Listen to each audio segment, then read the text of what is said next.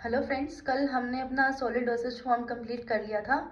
तो आगे कंटिन्यू करते हैं अपना लिक्विड डोसेज फॉर्म और अपनी फार्मा जर्नी को इजी करते हैं। लिक्विड डोसेज फॉर्म में हमने जैसे पहले एक फ्लो चार्ट में देखा था, हमारा liquid dosage form two types में रहता है। एक तो रहता है मोनोफेसिक, एक रहता है बाईफेसिक।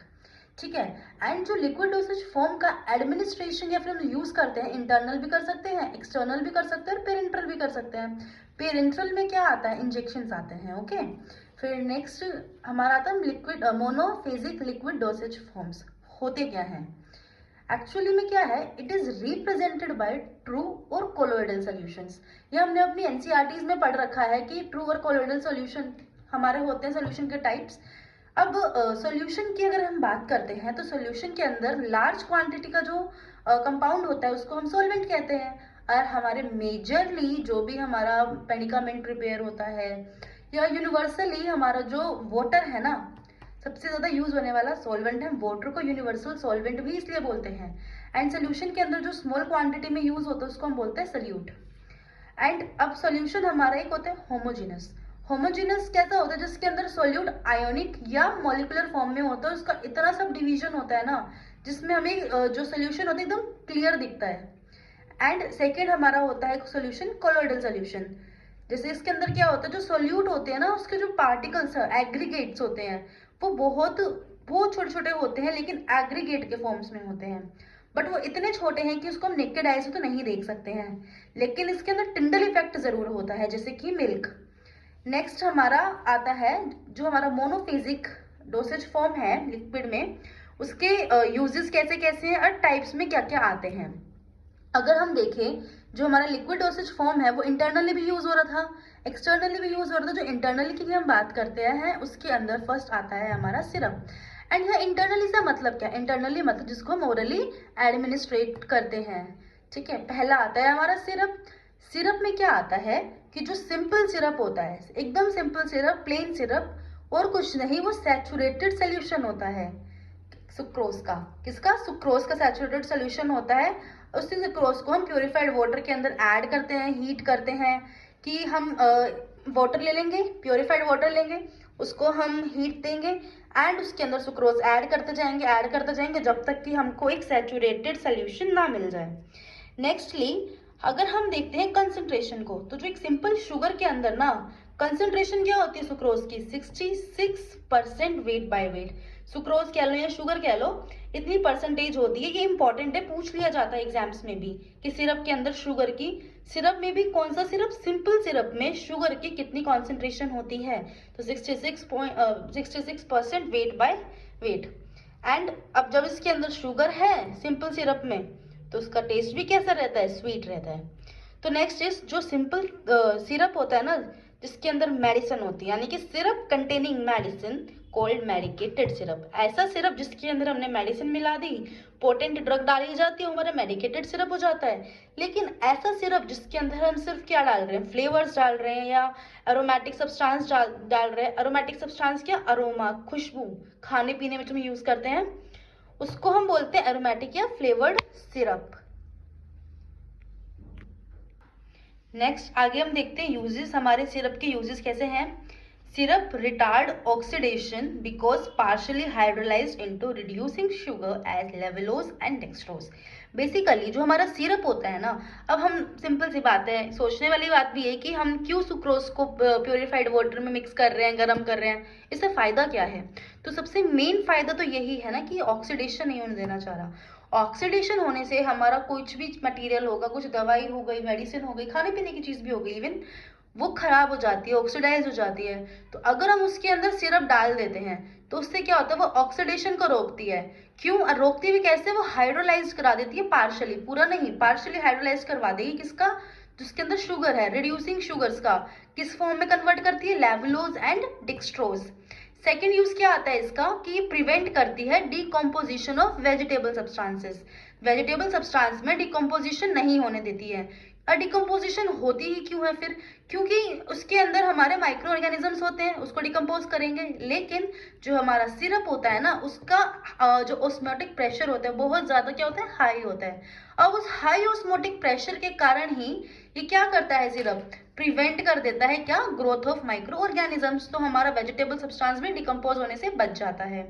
नेक्स्ट क्या होता है, they are palatable due to sweetness of sugar. अब वो शुगर में स्वीटनेस इतनी होती है कि वो कोई भी मेडिसिन होगी जो नोजियस टेस्ट होगा, है ना, उसका बिटर टेस्ट होगा, तो उसके अंदर हम जब सिरप डालते तो हम इजीली एडमिनिस्टर कर सकते हैं। अब जो हमारे सिरप होते हैं वो 2 ग्रुप्स में डिवाइडेड रहते हैं। पहले में क्या है, syrup prepared by simple solution और एड मिक्सचर। ऐसा सिरप जो एकदम सिंपली बनाया गया है, नॉर्मल एड मिक्सचर मतलब नॉर्मली मिक्स करके बना दिया गया है। उसमें हमारा एक जिंजर का सिरप आता है, ऑरेंज का सिरप आता है, ऐसे बहुत सारे होते हैं। अब इसका मेथड भी देख लेते हैं कि बनता कैसे है ये।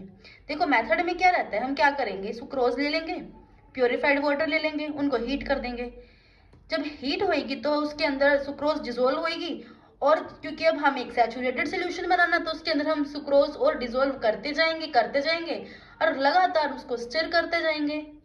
फिर हम क्या करेंगे, उसको कूल करेंगे और हम फाइनली जितना भी हमको रिक्वायर्ड क्वांटिटी है उसके अकॉर्डिंग हम उसके अंदर प्योरीफाइड वाटर को डाल देंगे।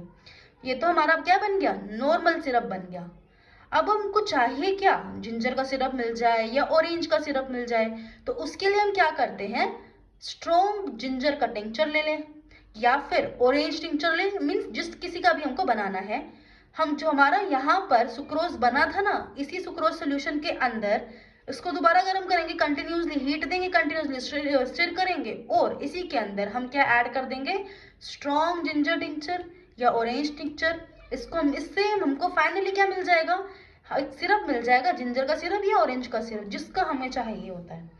एंड दूसरा आता है, दूसरे टाइप का सिरप कौन सा होता है, syrup made by the process of extraction. Extraction के प्रोसेस से भी हम सिरप को बना सकते हैं। इसका बहुत अच्छा एग्जाम्पल होता है टोलू सिरप। आपकी जो बुक है आर एम मेहता, उसके अंदर भी ये एग्जाम्पल ले रखा है। तो मेथड क्या होता है इसके अंदर, टोलू बल्सम लिया और प्योरीफाइड वाटर लिया, ठीक है, रिक्वायर्ड क्वांटिटी जितनी भी हमको लिखी होती है हमने लिया। हमने उसको क्या किया, इसका हमको एक टॉर्सल वेसल होती है उसके अंदर रखते हैं और इसको हीट करते हैं, ठीक है। हम क्या करेंगे, उसको जब तक हीट करेंगे, लाइक हाफ एन आवर हम इसको हीट करते हैं, जब तक क्वांटिटी क्या ना हो जाए, हाफ हो जाए। जब क्वांटिटी हाफ हो जाती है, हमको एक सोल्यूशन मिल गया, उसके अंदर हम क्या करते हैं, प्योरीफाइड वाटर डालते हैं, ठीक है।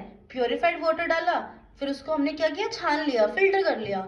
अब वो जो फिल्टर हमको होके मिला है ना, उसके अंदर हम सुक्रोज को क्या करते हैं, ऐड करेंगे। डलेगा यहाँ भी सुक्रोज ही, सुक्रोज डाला और हम उसको हीट बात पे, वो सॉरी वाटर बात पे हम इसको हीट कंटिन्यूसली कर रहे हैं, क्योंकि हमको उसमें क्या करना है, सुक्रोज को डिसोल्व करना है। तो जो फाइनली हम सुक्रोज को डिसोल्व कर लेते हैं, हमको एक प्रोडक्ट मिल जाता है।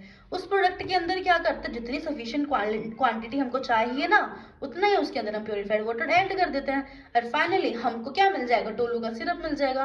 तो ये तो मेथड थे कि जिससे हम चाहते हैं तो अपना सिंपल सिरप भी बना सकते हैं या फिर जिंजर सिरप बना सकते हैं, ऑरेंज सिरप बना सकते हैं, और हम चाहें तो हम अपना टोलू का सिरप भी बना सकते हैं। अब देखो जो हमारे सिरप है, अब सिरप में यूज सिरप का हम कैसे कैसे कर सकते हैं। Syrup now use as antibiotics, antihistamines and sedatives. इनके ना हमको सिरप भी मार्केट में अवेलेबल है। एंटीबायोटिक में देखो एमोक्सिसिलिन कितना इजीली हमें मिलता है, ठीक है। अब सेकंड हमारा सिरप का एग्जांपल आता है एलिक्सर्स। क्या है, एलिक्सर्स। इसके अंदर एलिक्सर्स में होता क्या है, एलिक्सर और कुछ नहीं, एक स्वीट एरोमेटिक कलर्ड प्रिपरेशन है। ये भी स्वीट है सिरप की तरह, एरोमेटिक खुशबूदार होता है और कलर्ड प्रिपरेशन होती है ये। अब इसके मेन इंग्रेडिएंट क्या है जो इसको सिरप से अलग बनाते हैं, मेन इंग्रेडिएंट में इसकी है इथाइल एल्कोहल। इथाइल एल्कोहल इसके अंदर 4 to 40% डलता है, वाटर डलता है, ग्लिसरीन या फिर उसको हम प्रोपिनाइल ग्लाइकोल बोलते हैं, प्रोपाइलिन ग्लाइकोल डलेगा, ग्लिसरीन डलेगी, इनमें से डलता है, फ्लेवर डलते हैं, सिरप्स भी डलते हैं। जो सिरप हमने सिंपल सिरप हमने पहले बनाना सीखा था वो सिरप भी इसमें डलता है, और प्रिजर्वेटिव्स भी डलते हैं। Next is medicated elixirs usually contain potent drug. अब हमने ये तो पढ़ लिया एलिक्सर्स में ये होता है, ये तो नॉर्मल एलिक्सर्स के लिए था, लेकिन अगर हमें वही एलिक्सर मेडिकेटेड बनाना है ना, तो उसके लिए हमें क्या क्या चाहिए, तो जो मेडिकेटेड एलिक्सर्स के अंदर हम पोटेंट ड्रग्स डालते हैं, जैसे कि हमारी एंटीबायोटिक्स हो गई, सिडेटिव हो गई, एंटीहिस्टामिन्स हो गई। नेक्स्ट क्या है, जो फ्लेवरिंग एलिक्सर्स होते हैं, अब उसको यूज हम किस लिए करेंगे, फ्लेवर के लिए कर लेंगे या व्हीकल के लिए कर लेंगे। इसके बहुत अच्छे एग्जाम्पल है, हमारी बुक में भी दे रखा है, which is piperazine citrate elixir IP and phenobarbital elixir IP. IP का मतलब क्या है यहाँ पे, इंडियन फार्माकोपिया, ठीक है, ये हमारा चैप्टर भी आएगा, अगला हम पढ़ेंगे। अब इसका मेथड क्या होता है एलिक्सर्स का बनाने का, यहाँ पे हमने ना फिनोबार्बिटोन का मेथड लिया है। बहुत सिंपल होता है, इसमें करना क्या है, हमको डिसॉल्व करना है फिनोबार्बिटोन को अल्कोहल में। अल्कोहल कौन सा, 90% वाला अल्कोहल।